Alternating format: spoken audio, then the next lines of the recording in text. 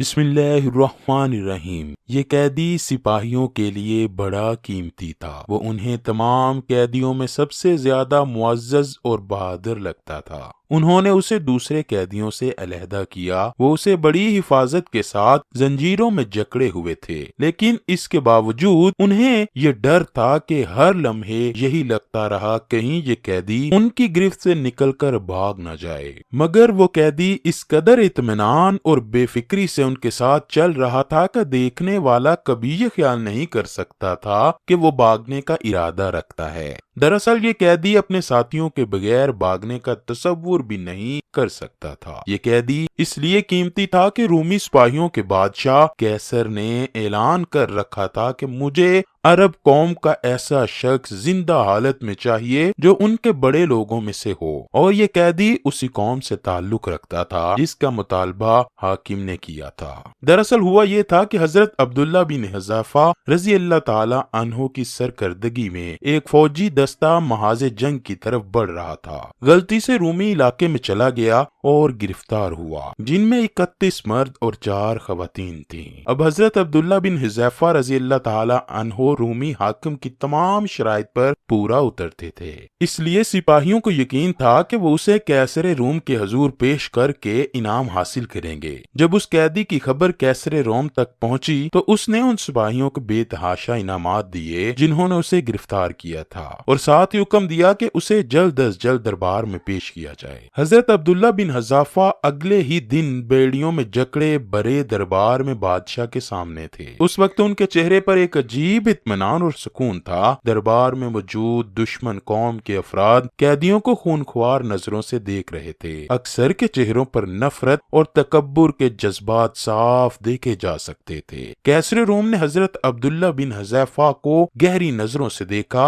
اور ان سے پوچھا کہ وہ کس مذہب اور کس قوم سے تعلق رکھتا ہے۔ انہوں نے اپنا مذہب، قوم اور نام بتایا۔ اس کی تسلی ہوئی کہ مطلوبہ شخص ہی اس کے سامنے ہے۔ اس کے بعد وہ حضرت عبداللہ بن حذیفہ سے مخاطب ہوا، اے قیدی، میرے پاس تمہارے لیے ایک تجویز ہے۔ وہ کیا ہے؟ انہوں نے خوف سے بے نیاز ہو کر پوچھا۔ تم اپنا مذہب چھوڑ کر میرا مذہب اختیار کر لو۔ ایسا کرنے پر میں تمہیں آزاد کر دوں گا اور تم ان درباریوں کی طرح معزز اور مرتبے والے بن جاؤ گے۔ حضرت عبداللہ بن حذیفہ نے سوچنے میں ایک لمحہ بھی ضائع نہ کیا اور جواب دیا، اے بادشاہ، یہ ناممکن ہے۔ میں 1000 دفعہ موت کو سینے سے لگانے کے لیے تیار ہوں، لیکن اپنا مذہب چھوڑ کر تمہارے مذہب کو کبھی اختیار نہیں کر سکتا۔ بہت خوب، تم واقعی بہادر ہو، اور یہی کچھ میں نے تمہاری قوم کے متعلق سنا تھا، لیکن میرا مشورہ تمہیں یہی ہے کہ میرا مذہب اختیار کر لو۔ انعام کے طور پر میں تمہیں اپنا خاص وزیر بنا لوں گا۔ دین بدلنے کی یہ رشوت بہت زیادہ تھی، لیکن حضرت عبداللہ بن حذیفہ پر اس کا کوئی اثر نہ ہوا۔ وہ اسی طرح بے نیازی سے بولے، خدا کی قسم، تم دین بدلنے کے عوض مجھے اپنی پوری سلطنت کے ساتھ میرے اپنے وطن کی بھی بادشاہت دے دو تو پھر بھی مجھے تمہاری پیشکش قبول نہیں۔ زنجیروں بندے ایک بے بس قیدی کے اس جواب پر پہلی مرتبہ بادشاہ کے چہرے پر غصے کے آثار ہوئے۔ وہ بڑک کر بولا، میں تمہیں قتل کرا دوں گا۔ جواب ملا، ضرور کرو، لیکن یہ توقع مت رکھنا کہ میں اپنا دین بدلوں گا۔ حضرت عبداللہ بن حذیفہ قرآن میں دی اس رایت کو خوب جانتے تھے، جس میں جان بچانے کی خاطر کلمہ کفر کہنے کی اجازت دی گئی۔ یہ اجازت سورہ نحل میں ان الفاظ میں دی گئی، جو اپنے ایمان لانے کے بعد اللہ کا کفر کرے گا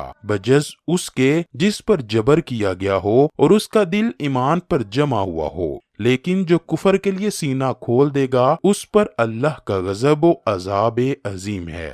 حضرت عبداللہ بن حذیفہ جانتے تھے کہ ایک آیت کی روح سے وہ اگر محض زبان سے قیصر کی فرمائش پوری کر دیں گے تو ان پر کوئی مواخذہ نہیں ہوگا، لیکن وہ جانتے تھے اپنی جان بچانے کی خاطر اس رایت سے شاید ہی کسی مسلمان نے فائدہ اٹھایا ہو، اسی لیے انہوں نے عزیمت کی راہ اپنائی اور قیصر روم کی پیشکش کو پائے حقارت سے ٹکرا دیا۔ اس کو پھانسی پر چڑھا دو، بادشاہ نے چیخ کر حکم دیا۔ ساتھ ہی اس نے وزیر کو بلایا اور قیدی کی ہلاکت کے بارے میں کچھ خصوصی ہدایات دی۔ وزیر نے حکم جلاد تک پہنچایا۔ فوراً ہی قیدی کو ایک تختے سے باندھ دیا گیا اور جلاد تیر کمان ہاتھ میں اٹھا کر اس کا نشانہ لینے لگا۔ اس نے بڑی احتیاط سے نشانہ لیا اور تیر چھوڑ دیا۔ تیر عین نشانے پر لگا، ٹھیک وہیں جہاں اسے ہدایت کی گئی تھی۔ بادشاہ نے وزیر کے ذریعے سے حکم دیا تھا کہ تیر قیدی کے دل میں نہیں بلکہ ہاتھ پر مارا جائے کہ اس کا ایک بازو زخمی ہو جائے، اور واقعی قیدی کا ہاتھ زخمی ہو چکا تھا۔ درد کی ٹیسیں اٹھیں اور حضرت عبداللہ بن حذافہ کی پیشانی تکلیف کی وجہ سے پسینے سے بھر گئی، لیکن ان کے منہ سے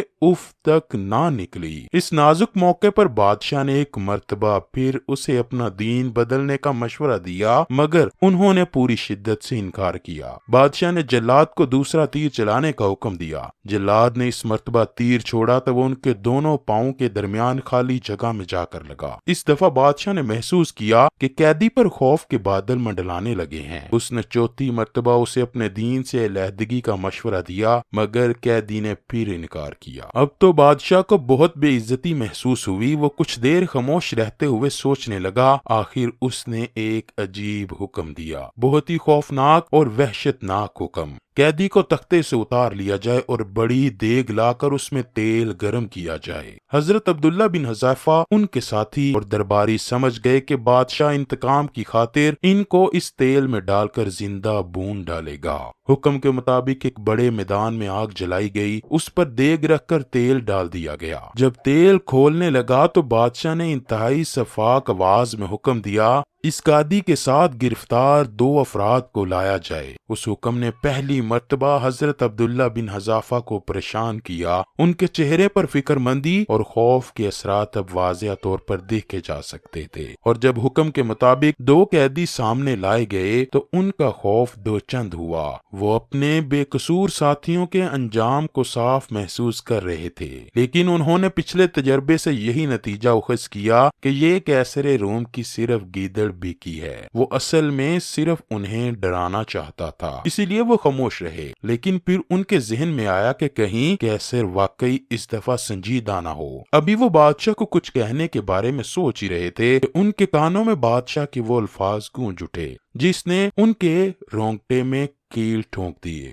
وہ دھڑکتے دل کے ساتھ سن رہے تھے، ان قیدیوں کو اس کھولتے تیل میں پھینک دیا جائے۔ حکم کی فوراً تعمیل ہوئی۔ ان کو اپنی آنکھوں پر یقین نہ آیا، لیکن حقیقت یہی تھی کہ انہوں نے اپنی زندگی کا سب سے دہشت ناک منظر دیکھا۔ ان کے 2 ساتھی اور رسول اللہ کے 2 صحابہ کو تیل میں پھینک دیا گیا، اور وہ بے بسی کی تصویر بنے انہیں پھٹی ہوئی آنکھوں سے دیکھتے رہے۔ وہ دونوں مجاہد چشم زدن میں زندگی سے آزاد ہو گئے۔ بادشاہ کی آنکھوں کی شیطانی چمک کچھ اور بڑھ گئی۔ وہ پھنکارتے ہوئے بولا، اے قیدی، اب تیرے لیے آخری موقع ہے، اب بھی چھوڑ دے اپنے دین کو اور موت کی بجائے زندگی قبول کر۔ حضرت عبداللہ بن حذافہ نے نفرت، غصے اور حقارت کا بھرپور مظاہرہ کرتے ہوئے اس مرتبہ بھی انکار کیا۔ بادشاہ کی ضد بھی ختم ہوئی۔ وہ زور سے چلایا، پھینک دو اس گستاخ کو دیگ میں، اور پھر اس کی عورتوں کی چھاتیاں کاٹ کر انہیں انہی کے ملک بھیج دو۔ سپاہیوں نے انہیں پکڑا اور گھسیٹتے ہوئے تیل کی دیگ کے قریب لے آئے۔ اس موقع پر بادشاہ اور اس کے درباریوں نے عجیب منظر دیکھا۔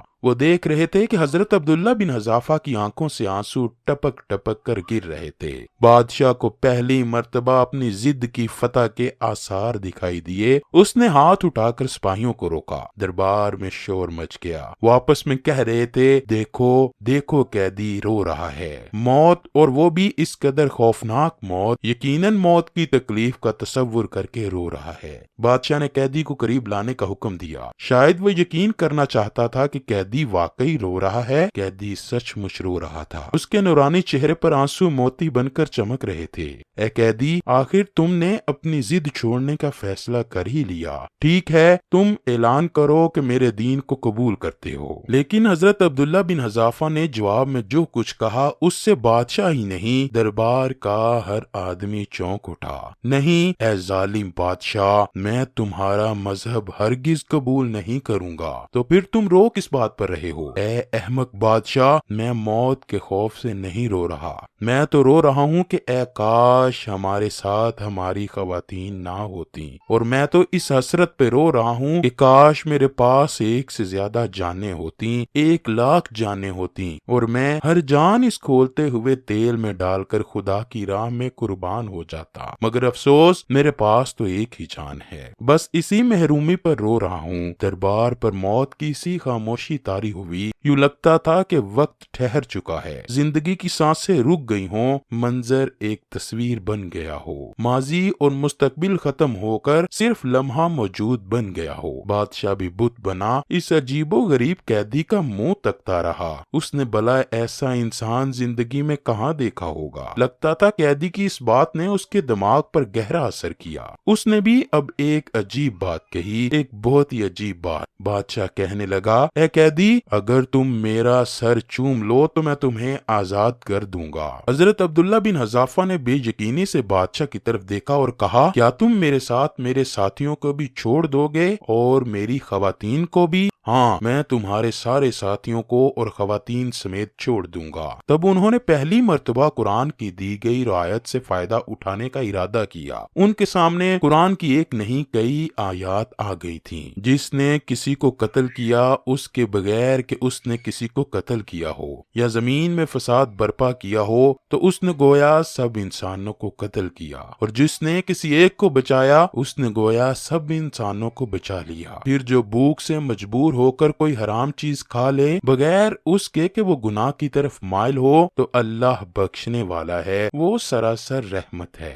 وہ سوچ رہے تھے کہ یہ بادشاہ جتنا ظالم ہے اتنا ہی بزدل ہے۔ بادشاہ ڈر رہا ہوگا کہ جس دین پر ایمان رکھنے والے اس قدر بااصول اور بے خوف ہیں، وہ کس قدر نڈر اور بہادر ہوں گے، اور اگر میں نے ان کے اہم آدمیوں اور عورتوں کو یوں بے رحمی سے مار ڈالا تو یہ لوگ میری سلطنت کی اینٹ سے اینٹ بچا دیں گے۔ اپنی اسی کمزوری کو چھپانے کے لیے اس نے یہ بے تکی سی شرط رکھی، یا شاید اس نے میرے دین بدلنے کو اپنی انا کا مسئلہ بنا لیا اور اس میں ناکامی کے بعد اب محض بچوں کی سی ضد پر آ گیا۔ وہ چاہتا تھا کہ میرے ہاتھوں اپنی شکست کے بعد اب میں بڑے دربار میں اس کا سر چوم کر اس کی عزت اور اپنی ذلت کا اظہار کروں، لیکن اگر میں نے اس کی یہ بے تکی ضد مان لی تو اس سے میرے دین پر تو کوئی حرف نہیں آئے گا، مگر میرے قیمتی ساتھیوں کی جانیں بچ جائیں گی، اور میرا دین اور میرے رسول صلی اللہ علیہ وآلہ وسلم کی سیرت مجھے یہی سکھاتی ہے، لہٰذا یہ گھاٹے کا سودا نہیں۔ میرے ساتھیوں کی جانیں میری ذات سے بہت زیادہ قیمتی ہیں۔ یہ سوچ کر انہوں نے اپنی ذات پر ساتھیوں کی جان کو ترجیح دینے کا فیصلہ کیا اور آگے بڑھ کر بادشاہ کے سر کو چوم لیا۔ بادشاہ نے فوراً انہیں اور ان کے باقی ساتھیوں کو آزاد کرنے کا حکم دے دیا۔ باب العلم، شیر خدا۔ حضرت سیدنا علی مسجد میں تشریف فرما تھے۔ حضرت عبداللہ بن حذافہ ان کے سامنے بیٹھے تھے۔ ان کی زبانی سارا واقعہ سننے کے بعد بولے، اے عبداللہ بن حذافہ، تم پر 1000 بار رحمتیں نازل ہوں۔ اس کے بعد حضرت سیدنا علی اٹھے اور اعلان کیا کہ ہر مسلمان پر لازم ہے کہ وہ آگے بڑھ کر عبداللہ بن حذافہ کا سر چوم لے، اور دیکھو میں سب سے پہلے ان کے سر پر بوسہ دیتا ہوں۔ حضرت عبداللہ بن حذافہ رضی اللہ تعالی عنہ ان صحابہ کرام میں سے تھے جنہوں نے مکہ میں بہت آغاز ہی میں اسلام قبول کر لیا تھا۔ ان کے اس اقدام اور سیدنا مولا علی کی تصدیق کے بعد آج کا یہ دور ہمیں دعوت غور و فکر دے رہا ہے کہ ہم درست ہیں یا اللہ کے رسول کے تربیت یافتہ یہ مجاہد۔ شاید اسی وجہ سے انہیں اللہ کی نصرت حاصل تھی اور ہم خون کی ندیاں بہا کر بھی مغصوب اور محکوم ہیں۔